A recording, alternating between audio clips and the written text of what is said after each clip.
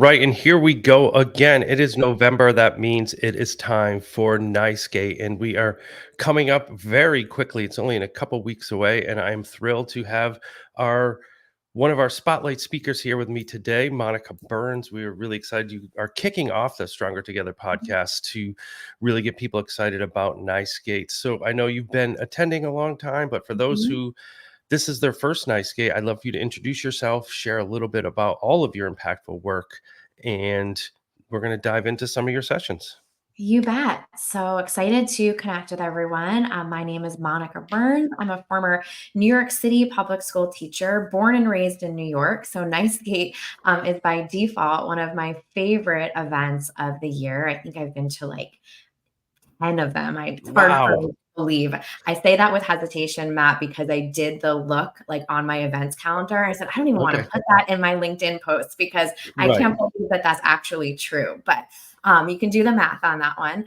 So I've been to a whole bunch of this event. And so really looking forward to this year and my sessions.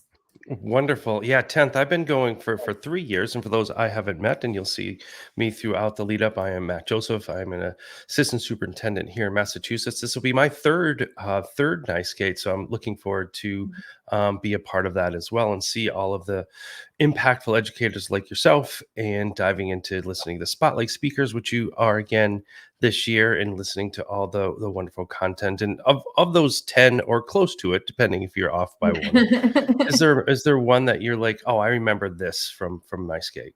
Gosh, I think for me, the thing that was always the standout for this conference, and it happens every year, is just the people and the connections. Maybe one of my most memorable moments is watching some football, a Bills Yep. game. Monday night. That's always there. Right? Yeah, yeah. Yeah, at the event. But it's one of my go-to favorite ones because of the community of educators that turn out and participate in this event. Yeah, I think that's just a feel of this. I remember the first time, this is my third, so 2 years ago, I went actually, a common friend of ours, Carl Hooker, said, why don't you come up? Mhm. You haven't been to this one. And I haven't missed one since. And I do a lot of work with them through with Lori Dion and obviously Amy. I was Mhm. there this summer and seeing the new event space. So it's a turning stone this year. Have you ever been? I have not been, but I'm pumped for the new location, for just a new fresh space. It's a little bit closer to where I live, but it's something that I've been asking a lot of people about who spent time there before, who like you have kind of gotten a sneak peek at the space. Yeah. Yes. So you'll be in there multiple days. So I'm going to dive into a couple of your sessions, 12 ways to use ebooks. That'll be on November 24th at 9 o'clock. And then right after that, very shortly after that, 15 quick ways to collect and act on formative assessment. And those seem like kind of different type of sessions. That's Mhm. one of the things that always impresses me with your work. You cover a wide variety of things. So anyone on the 24th looking to attend one of those two sessions or both, give a little sneak peek of what they'd be coming into. Yeah, so that first session on the 24th on creative ways to use ebooks will focus on Book Creator. And Mhm. so they are going to be there at NiceGate. They're helping me out with some stuff, doing a book giveaway during the event too. And so that session will focus in on creative ways for students to capture and share their learning. And that's one of my favorite tools. Book Creator, you can do so much with it. And so we'll look at a handful of cross curricular examples, some of the new features like templates, which I'm always a fan of. And so that'll be how I start the day on the Okay. 24th.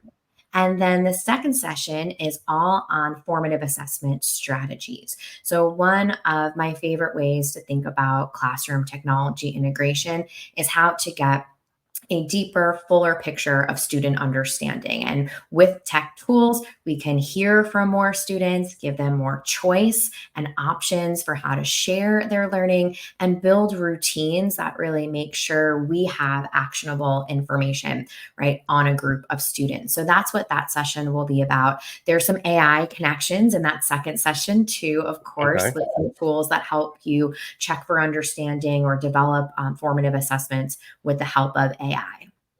And one of the things that we just in my own district did a full day professional development on Friday talking about student experiences and Mhm. students owning. And for those looking to go to that book creator session, or maybe just selfishly for me, uh, what are some of the projects you've seen in classrooms or students do that you're like, wow, this is a great use of the tool? Yeah. So I had the chance to visit and work with a school on the Big Island of Hawaii a few Wow. springs ago. Yeah, gorgeous space and such a fun group of kiddos. And they were getting ready to do an inquiry project where they could choose a topic that they wanted to learn more about. So what we did in that classroom was pushing in with their teacher was create an ebook that captured questions that they had on different topics. So with that group, some of them used audio to record their questions, so it became a little voice note or button on the Wow. page. Some of them drew a picture, some of them snapped a picture or searched for a picture, others typed out. So it was a great way for them to capture ideas, for them to do it in a way that felt comfortable and authentic for them, and then have this artifact that really started, or kicked off a longer project that they could come back to, that was ready to share and celebrate, and was Wow. perfect for conversations with their classmates and with their teacher about what they wanted to learn more about. That's awesome. And then when you talk a little about the formative assessment, what are some practical strategies for that you've seen? Yeah. So for me, when we talk about formative assessment, it's all about creating opportunities to collect data we're actually going to use. So Sure. sometimes we take, right, these big assessments, someone else is using that data to make big decisions, right, for a district or for a state. In these moments, it's about the classroom teacher gathering info that is actionable so that they can form a small group, so they can reteach something, right? Whatever that goal might be. So, one particular example that I love is using short clips or short audio segments for kids to Oh, talk wow. about their learning. So, kind of taking a spin on a traditional exit ticket.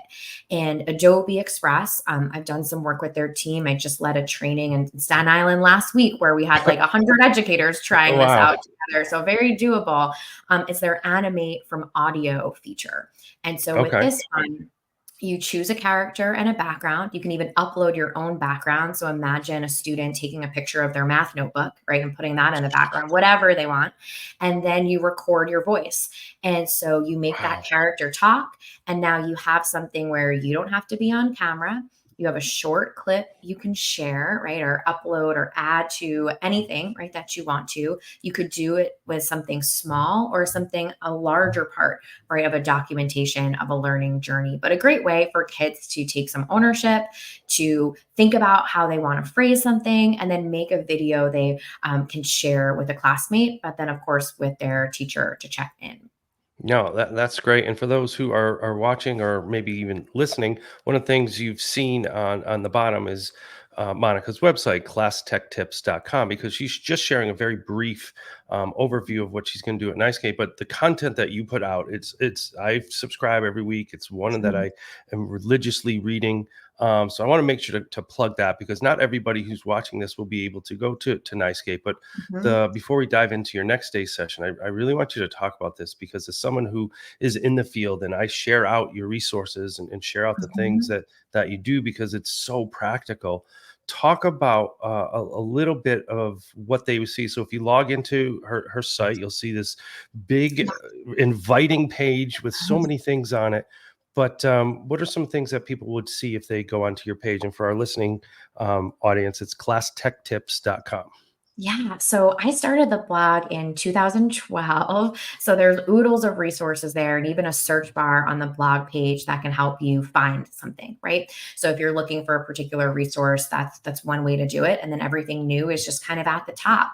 And so that includes blog posts that feature really actionable strategies like try out this prompt, if you're curious about using ChatGPT.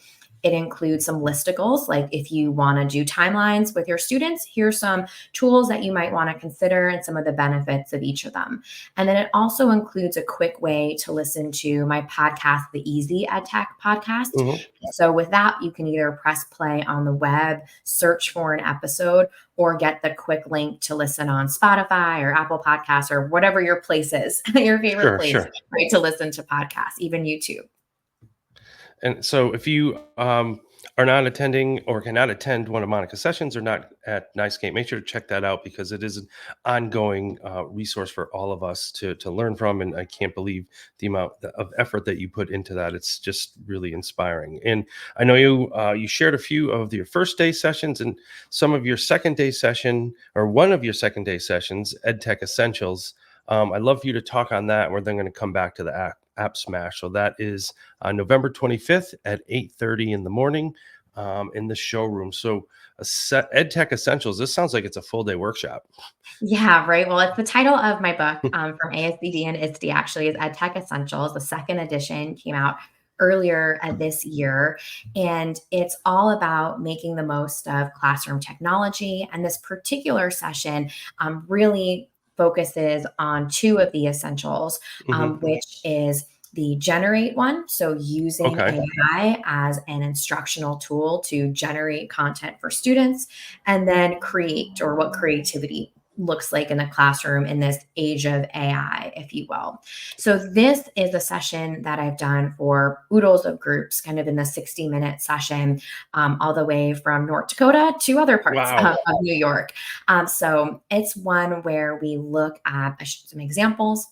I share some strategies, some screencasts, so some big ideas, but then plenty of those practical examples like here's a prompt you could use, or here's an example of what it would look like to use a chatbot to support, your communication goals or your differentiation goals over the school year. We'll look at a variety of other favorites like Chrome extensions and Okay. other things that you might use that are more EDU focused, right? AI powered tools. And then I've got some stories and examples as we kind of move through the hour. And I'm hopeful that as I'm sharing some of those pieces, people will open up their device and try out some things along with me. Yeah, that hands-on piece is so important because going to NICEGate for a few years now, it's individuals who go and want to implement this when they come back from the holiday break, and I think that's always Mhm. something that has impressed me that you do is that they're very practical and whatever level you're on, if it's the first event you've ever been to and are just starting this, or Mhm. you're an experienced user, you can put some of these into practice. So I know you're not going to be able to be part of the App Smash this year, but those who are interested in going to it, what is that experience like? This is one that you need to add to your calendar if you're listening in. The app Smackdown is one of my favorites. I'm so sad that I won't be able to make it. I've got a family thing that I need to get back for. But this is one where it's been Apple Distinguished Educators traditionally in the past. That's how I know this group. Okay. For the app Smackdown. And it started off with just apps, right? With that kind of Apple ADE background. And it's expanded to all sorts of different tools and resources that teachers and students can use. So you've got some passionate folks who jump up and in a very short amount of time give an overview of what, the tool they've chosen, how it can be used. And then they pass it on to the next person. We do a couple rounds of it, and then everyone votes at the end. And I know it was in rotation for a few years because I was awarded the championship belt All at one right. point. Not currently you know, the former champion here, or the one from last season, if you will. So Hmm. I'm not passing on the belt this year, but I know that that's been in rotation. So it's a very fun, competitive, great way to learn about a lot in a short period of time, and then choose just one or two things you want to dive into a little bit more deeply. Awesome. Well, before we get to the last piece, just a quick review for those who are watching on Sunday the 24th. Monica has two sessions in the morning, one at 9 o'clock and one at 11:30. Make sure to put those on your calendar. And then on Monday, it's the EdTech Essentials. And then she was just sharing on Tuesday that App Smackdown. year. Is that a year 11? Would that mean the 11th year that that's happened? Yes, yeah. So Wow. they've done Okay. it So it for, has I been don't in know that they've rotation. skipped. Yeah, I haven't done all of them, but I've done a lot of them. And it's super fun. It's a highlight for a lot of people. So if you see some folks there who say that this is their, fifth night skate or something like that, you can always ask them about the app SmackDown. All right. So one of the things about the spotlight speakers I want to make sure to highlight is that you don't just become a spotlight speaker because this is your first time doing it, but there are a lot of first time presenters this year. And I looked Mhm. through, what advice would you give to some of our more novice presenters who are just coming for the first time to a larger state event and presenting? As someone who's done this for a while, what is something you can share to them? Yeah. I think people love to have practical examples and time to try something out right away. It doesn't have to be, a long type of moment, but just to give them that safe space to say, press all the buttons. Even if I start talking again, like know that this is a time for you and really honor that they're there to learn and make something that's useful for them. If you find that you don't have time for questions kind of built into your 45, make sure you've allowed some time on your schedule to stick around, right? That way everyone goes on to the next thing, right? If someone does want to talk to you a bit further, you're not, in a rush to your next thing, Sure. right? That you can stand around, chat with them a bit. I think it's a great way for people to learn and to have some personal connections, and maybe for someone that you stay connected with, after the conference. Wonderful. And one more quick thing, because you've just been sharing so much for us. Where do you go to learn? Like, you are such someone who's passionate about sharing to others. Where do you consume content? So I am a big podcast person also, Matt. Like I am always hesitant to open up my Spotify Wrapped where it tells me how many minutes of podcasts, I've listened to over the course of the year. And so I really like to tune in to sources that are providing information on topics kind of cross industry. So for example, speaking and sharing so many AI and education tips this year, I really appreciate resources that talk about AI, right? Or have conversations with folks in that space.